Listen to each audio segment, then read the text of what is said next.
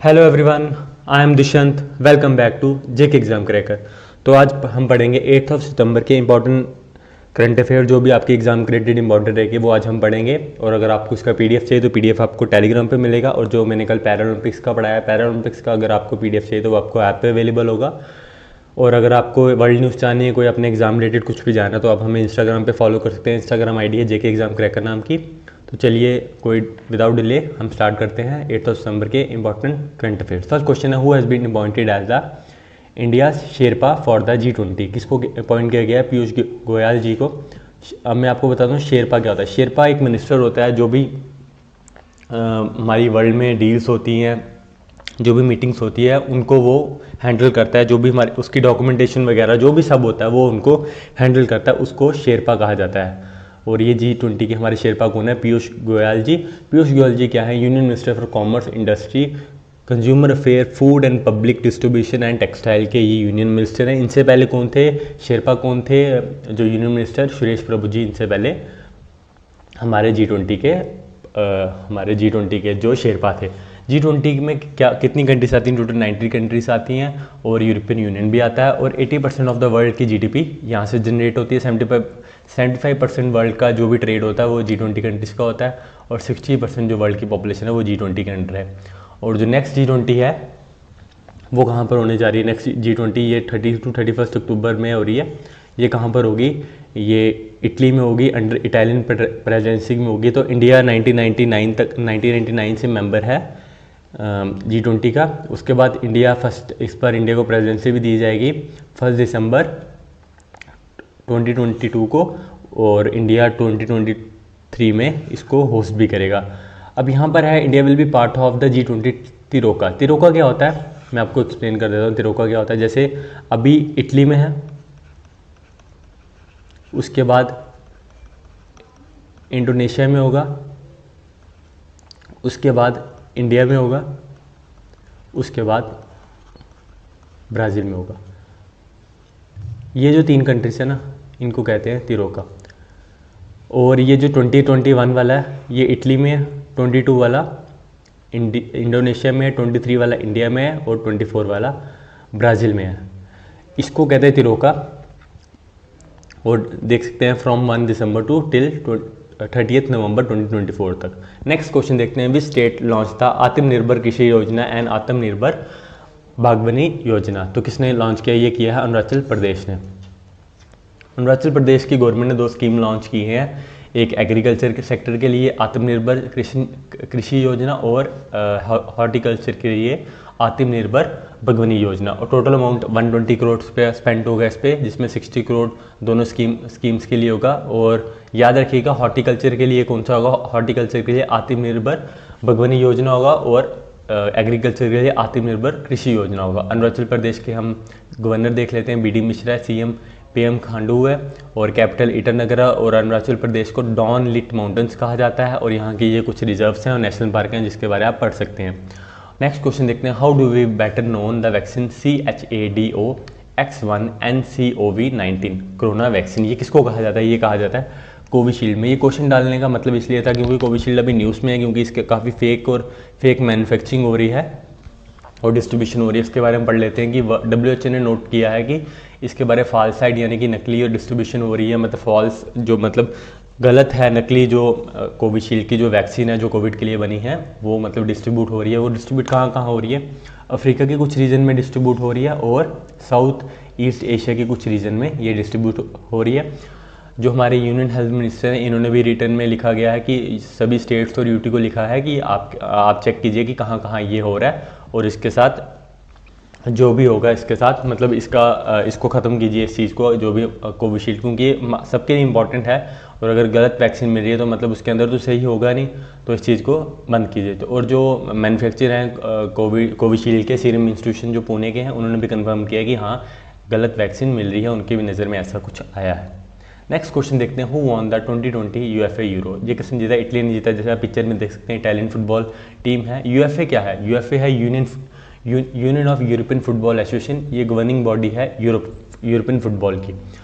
तो जो इस बार इन्होंने 2020 में कराया है, 11 कंट्रीज होस्ट कर रही थी। बिकॉज ऑफ कोविड एक ही कंट्री में नहीं कराया गया, मतलब डिफरेंट कंट्रीज में कराया गया। बट जो नेक्स्ट है वो 24 वाला वो जर्मनी में है, वो एक ही कंट्री में है, जर्मनी के बर्लिन वगैरह, अलग अलग म्यूनिक वगैरह में होगा। इस बार चैंपियन कौन थे? इटली थे, और रनर अप थे इंग्लैंड। 1-1 गया था और पेनल्टीज में इटली ने जीता था। और जो डोनारुमा थे ये गोलकीपर थे इटली के, जिनको प्लेयर ऑफ द टूर्नामेंट कहा गया, बेस्ट प्लेयर।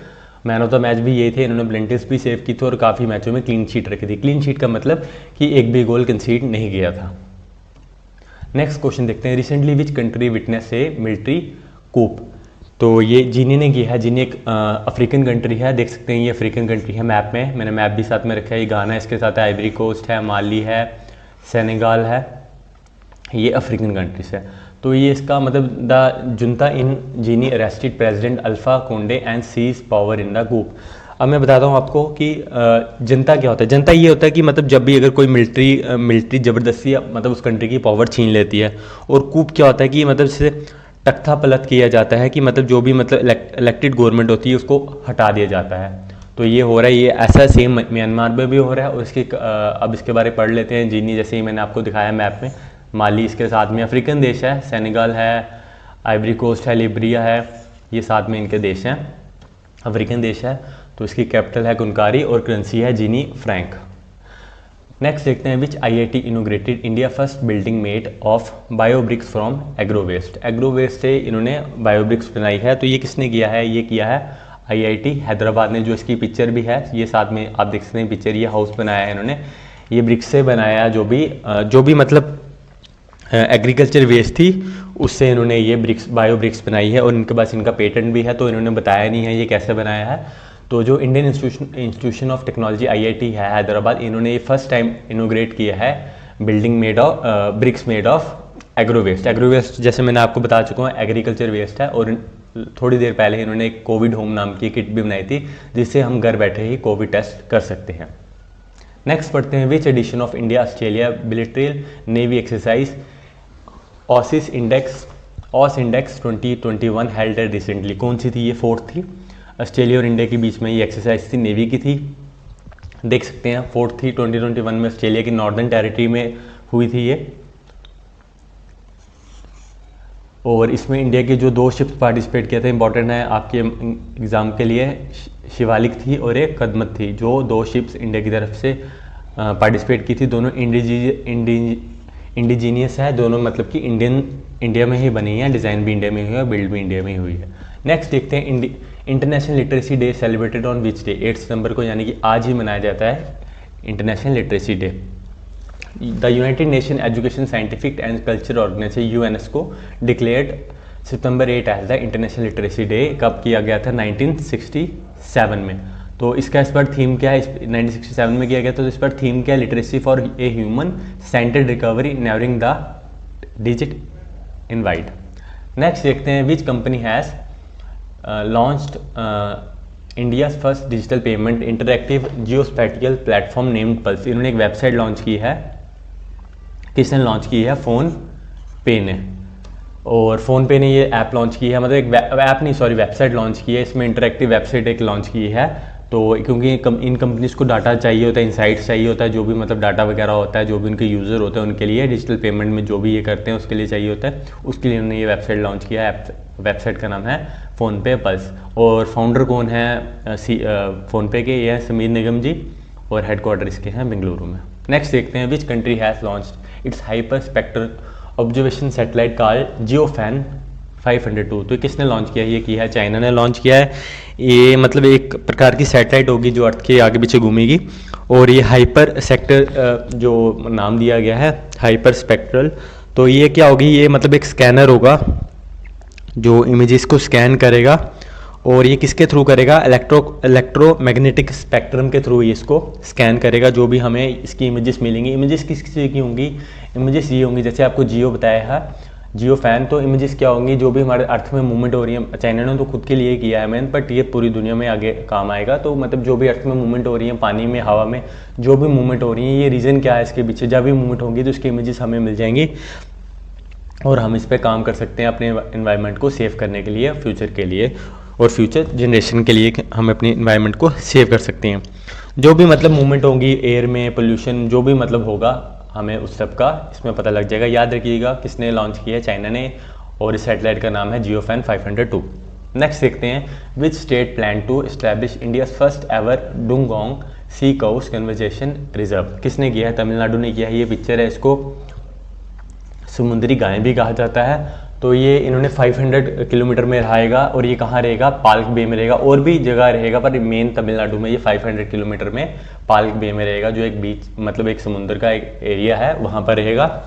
और ये रिजर्व बनाया गया है जो इनके ये समुद्री जो मैंने आपको बताया गाय के लिए बनाया गया, जिसको डुंगोंग कहा जाता है। तो इनका मतलब इनका ये ख़त्म हो रही है, इनको प्रोटेक्ट करने के लिए बनाया गया, इनकी हैबिटेट मतलब वैसा ही पूरा इन्वायरमेंट बनाया जाएगा। ये और साथ में हर्बीवोरस होते हैं, यानी कि वेज होते हैं, मतलब ये घास फूस ही खाते हैं, घास फूस ही खाते हैं। तो ये और एक याद रखिएगा, ये मरीन मैमल होता है। तो जो भी मतलब इनकी प्रजाति ख़त्म होने का रीज़न यही है कि वाटर पोल्यूशन हो रहा है, हैबिटेट लॉस हो रहा है, और जो भी मतलब सीख रहा, जो भी मतलब इनको फूड वगैरह होता है वो प्रोवाइड नहीं होता। जो भी इनको घास वगैरह जो भी ये खाते हैं, वीड वगैरह जो भी खाते हैं, वो इनको प्रोवाइड नहीं हो रहा है, क्योंकि वो भी ख़त्म हो रहा है बिकॉज वाटर पोल्यूशन की वजह से, और जो भी मतलब समुद्र में मूवमेंट होती है शिप्स वगैरह की, उसकी वजह से। तो इनके लिए ऐसा इन्वायरमेंट क्रिएट किया जाएगा और इनकी हैबिटेट वैसी बनाई जाएगी कि ये यहाँ पर इनको कंजर्व किया जाए, और इनको मतलब अपने फ्यूचर जनरेशन के लिए इनको मतलब रखा जाए, इनको मतलब कि ये नहीं है कि ये चीज़ हमारे यहाँ पर ख़त्म हो जाए। तो ऐसे काफ़ी जगह ये ऐसा किया जाता है कि ऐसे रिजर्व बनाई जाती हैं कि जो भी प्रजाति ख़त्म हो रही है उनको फिर बचाया जा सके। याद रखिएगा, ये एक मैमल है, इसको सी काऊ कहा जाता है, यानी समुद्री गाय। नेक्स्ट, और आज के लिए हमारा इतना ही था। तो होप करता हूँ आपको काफ़ी कुछ सीखने को मिला होगा, और रेगुलर रात को आपको 9 बजे हमारे यूट्यूब चैनल पे वीडियो मिल जाएंगे। और अगर आपको इसका PDF चाहिए तो PDF टेलीग्राम पे मिल जाएगा। और अगर आपको जैसे मैंने बताया पैरालंपिक्स का वीडियो चाहिए, पैरालंपिक्स का वीडियो देख सकते हैं जो कल हमने अपलोड किया, अगर उसका PDF चाहिए तो PDF आपका ऐप पे मिलेगा। और अगर आपको कोई वर्ल्ड न्यूज़ जाननी है या एग्ज़ाम रिलेटेड, JKSP एग्ज़ाम के रिलेटेड कुछ भी जानना है, तो आप हमें इंस्टाग्राम पे फॉलो कर सकते हैं। इंस्टाग्राम ID है JK एग्ज़ाम क्रैकर। और अगर आपको कोई कोर्सेज़ बाय करने हैं अपने JK SSB एग्ज़ाम रिलेटेड, तो आप हमारे ऐप में जा सकते हैं, हमारे वेबसाइट में जा सकते हैं। ऐप का नाम JK एग्ज़ाम क्रैकर ऐप है, प्ले स्टोर में अवेलेबल है, iOS पे भी अवेलेबल है। और होप करता हूँ कि आप सब पढ़ रहे होंगे और सब कुछ ठीक होगा, आप सब ठीक होंगे। Thank you so much.